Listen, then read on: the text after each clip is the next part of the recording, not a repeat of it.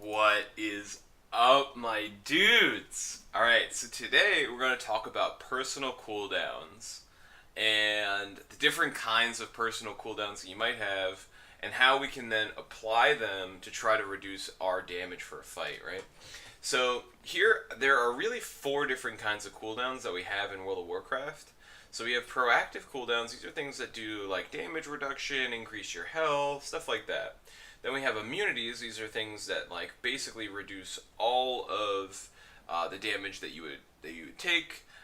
Some of them will you know remove debuffs from you, um, stuff like that. So and then the next one we have is preactive. These are things that are both proactive because you can pop them before the damage occurs, or reactive in which you can pop them after the damage occurs, to prevent you from taking additional damage and dying.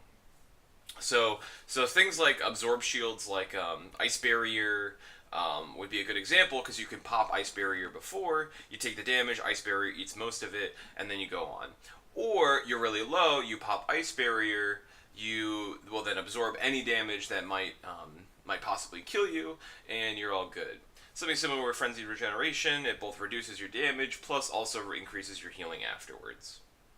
Up here I have the Engineering Belt, if you have that profession.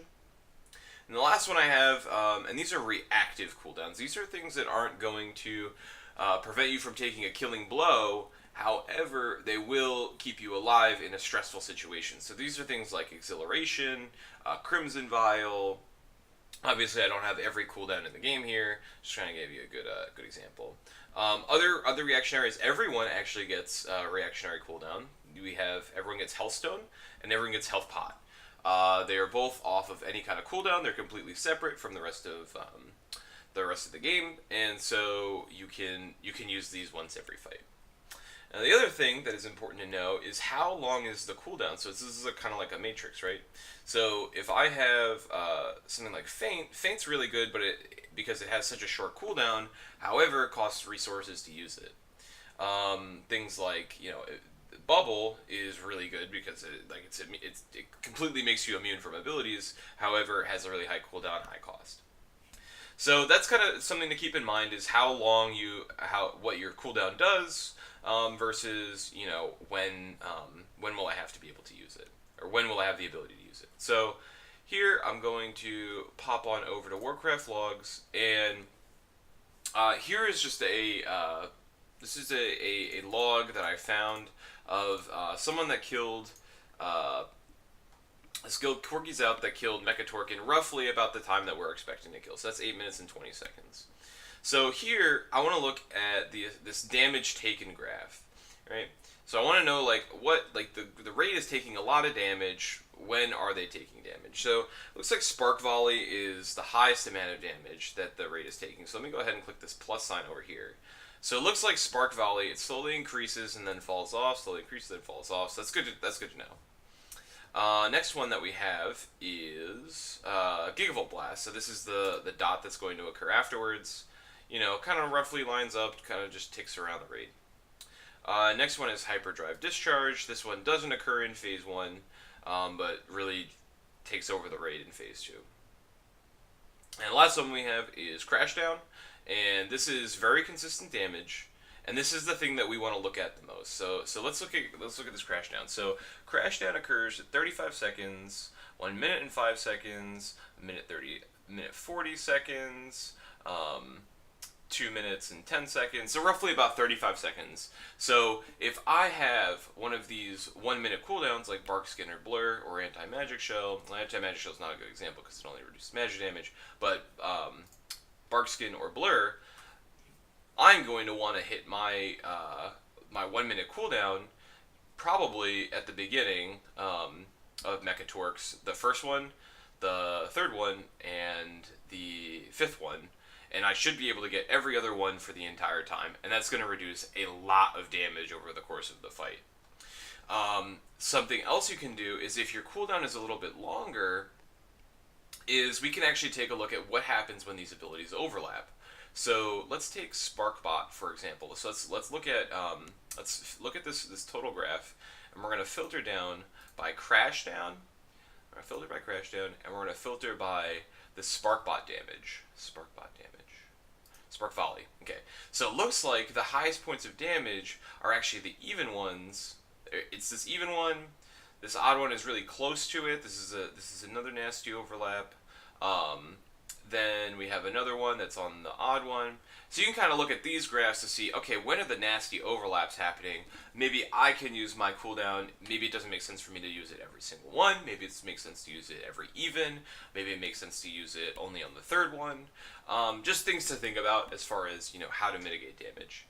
Another thing that might occur is, let's say you have one of these 3-minute cooldowns. What if you have this really long cooldown? That is when you want to think about, okay, well, what are things that I'm only going to be able to use it probably, I'm only going to use it once in phase 1. I'm only going to be able to use it once in phase 2. How am I going to maximize the use of this cooldown? Well, I would say to that is, well, maybe it doesn't make sense to try to time it with everything. You're not going to want to be consistently trying to hit, okay, first one, set third one, fifth one, because you can't do that. And it looks like here, like there's not something here that's going to necessarily, making sure that you pop it on the second one might reduce a large amount of damage, but it won't reduce an insane amount of damage. So then, something I would say to that is maybe it would make sense to use it in line with when you get targeted with the gigavolt charge. So let's say I get targeted with gigavolt charge, I'm running behind a pillar. I know that you can even see here, let's actually show this. So let's look at crash down combined with gigavolt charge. So it looks like, look at that. Gigavolt charge lines up right around the same amount of time as crash down. That's really interesting. That means that whenever I'm going to get my gigavolt charge, if it goes off, there's going to be a crash down right around that time, and I'm going to probably die. So this kind of makes sense. Okay, if I've got this 3-minute long cooldown, I should probably just wait until I get targeted with the gigavolt charge. I will use it right before the gigavolt charge goes off. It'll absorb most of the dot, and it'll also absorb the crash down that's going to occur at roughly the same time. Right, so that's like one way of looking at it to make sure that you can survive the most. The other thing is, let's say I have this 3-minute cooldown, and it's unbelievable. I get hit by a gigavolt charge twice in a row. Then that's why these reactionary cooldowns, our boys Healthstone and Health Pot, they're amazing because it basically gives you another cooldown that you can use just in case you get unlucky. So to kind of look at what it looks like for my user interface is I have all of my personal cooldowns lined up on a bar based off of how frequently I would like to be using them. So you can kind of see here I have Exhilaration on the left. This one is my shortest cooldown. I have Survival of the Fittest. These are my proactive cooldowns. And then I have my other reactive cooldowns that I can use once a fight. So this is just like one way of like setting up your UI to make it more visible so you can kind of have a better understanding of when you can be using your personal cooldowns in the most efficient way possible.